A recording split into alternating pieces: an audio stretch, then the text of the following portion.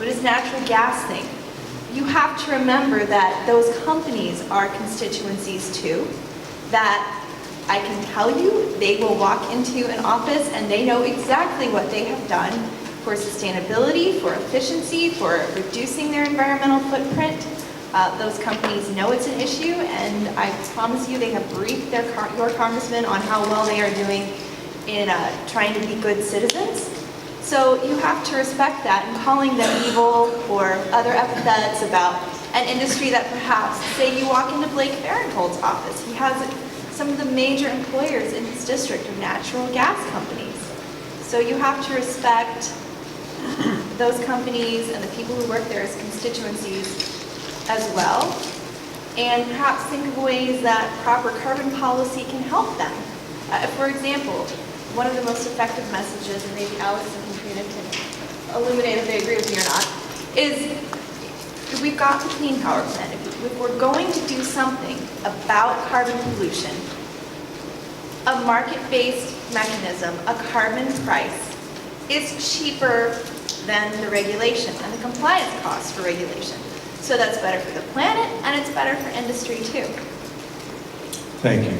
Alex. I think I can be kind of brief. This is terms to avoid, yes? I totally agree with everything Sarah just said, and I thought we could give a libertarian risk theorist a shout out in this context. There's a guy named Aaron Waldowski. He's got a book called The Cultural Theory of Risk, which is totally worth reading, although it was written in the 80s, so like the risk that he's really worried about are like bioterrorism and chemical weapons and nuclear meltdowns in the Soviet Union. But what he points out, I think, is really true, that folks tend to colonize the risks that they associate with immoral actors. So if you are a person who is brought up to believe that capitalism has inherent failures and that large private companies, big oil, are immoral actors, it's very easy for you to understand those companies as the source of a catastrophic or existential risk to society.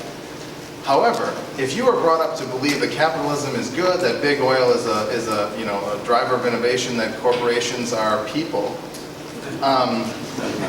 then I don't know who brings up their kids to believe corporations are people, but maybe. But it makes it, and to you, the inherent immorality is in big government and controlling people's lives. Then it's very difficult to associate these positive moral actors with a risk that's existential, and it's much easier to associate the government with risks that are existential. And if you look at what the left complains about, what the right complains about, you kind of see this theory really falling into place. So translating this into something that maybe is useful, try not to, when you couch climate change as the effect of capitalism and big corporations gone wrong, you have cognitive dissonance. When you couch it as, the government is taking the wrong steps, doing the wrong things, putting society at risk and allowing certain actors to socialize their risks on other people, that maybe that is an easier message to be absorbed by folks that think differently than you. Anyways. I would like to just jump in as someone who's been in finance my whole life. And I appreciate the points that Naomi Klein makes, and I appreciate the points the Pope made in his encyclical. But the enemy is in this room. We're the ones that have demanded the cheapest products. We're the ones that have benefited, I'm speaking about the globe, we're the ones that have benefited from the success of capitalism in providing more goods, raising the standard of living across the world. And how is that done? Fossil fuels. Without fossil fuels, we wouldn't be sitting here. So we can get angry at the government, we can get angry at the companies, but who we get angry with, I think, or not angry, but the ones we need to really understand, own this problem, are the guys that can solve it, which is us. John Van Leer from the Ground Zero chapter in Miami.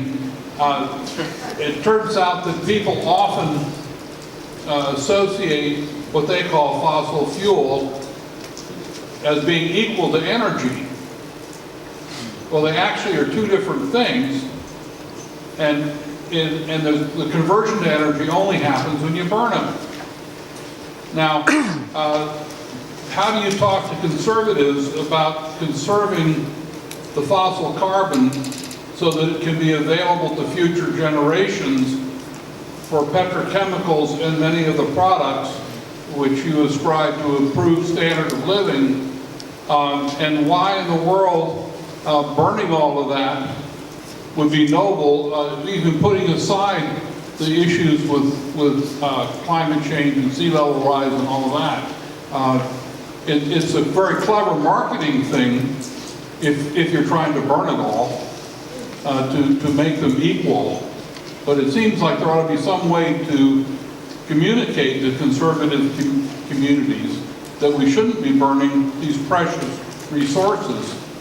Good point on the feedstock that fossil fuels represent to the chemical industry, and we've actually reached out and had conversations with them on that. I think it's a critical issue, but we need to get on through. Wait, Katrina, good. I want to make this suggestion, and this is a buzzword that will be on the next slide, so it'll bolster my case. Fracking is a relatively new phenomenon, and it's turned the United States from an energy suck into an energy source. When we talk about conserving fossil fuels for future generations, I think that comes from a place of anxiety about what our energy supply looks like. And that anxiety is probably misplaced.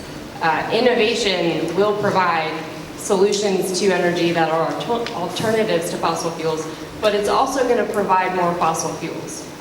So this famous Ehrlich bet about scarcity, it's a loser in the long term because innovation provides a way forward. And we don't want to talk about conserving our fossil resources for future generations. We want to talk about providing an abundant supply of energy now, no matter the source. And let's try and find some other sources that'll help us solve some externality problems. Rob.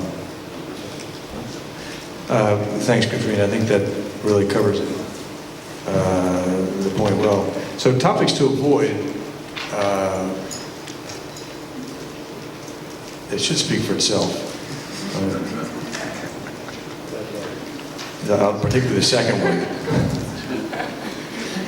But the other ones, fracking, and my wife, I love the way Mark uses his wife to remind him of things. Mine does too. And I've been with CCL for 2 years, 2.5, 3 years maybe, and she is absolutely possessed by fracking and methane. Why don't you do something about that? Why don't you do something about that? I said, good. I used Mark on her. You say, good idea, honey. Why don't you? We focus on one thing, and I'm glad we do. Any comments from the panel on this slide? I'll chime in. I was born on Earth Day. I'm a climate change activist, and I love hydraulic fracturing. And I guarantee you, Ted Cruz's Energy LA loves hydraulic fracturing even more than I do. I know because I talked to him about it. And that's why things like this are buzzwords to avoid when you go into some of these offices, or maybe even talk to your libertarian friends like me. There are differences of opinion about how we can get to zero carbon or reduce our greenhouse gas emissions, but if you start bashing hydraulic fracturing, even to myself, I will become very agitated. The globalization of the American shale gas revolution is the most meaningful and quickest way to reduce global emissions. That's just a really nice line that conservatives like to hear. The globalization of the American shale gas revolution is the quickest and most meaningful way to reduce short-term greenhouse gas emissions on planet Earth. Explain. Why?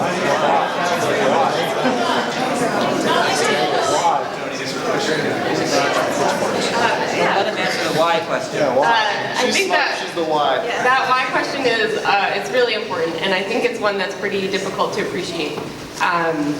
There are billions of people in planet Earth who don't have access to a reliable source of power.